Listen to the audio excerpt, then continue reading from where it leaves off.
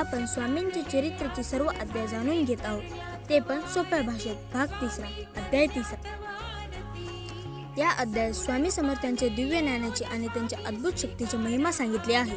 स्वामींची कीर्ती आता संपूर्ण परिसरात पसरू लागली होती. दुरून लोक त्यांच्या दर्शनासाठी येत. काही लोक श्रद्धेने येत होते, तर काही स्वामींची परीक्षा घेण्यासाठी येत. त्यांना वाटत होते की स्वामी फक्त साधे संत आहेत. पण स्वामींना प्रत्येकाच्या मनातले विचार आधीच माहीत होते. स्वामींनी त्यांच्याकडे पाहिलं आणि त्यांच्या मनातली प्रश्नाची उत्तरे दिली. ते पाहून ते लोक आश्चर्यचकित झाले.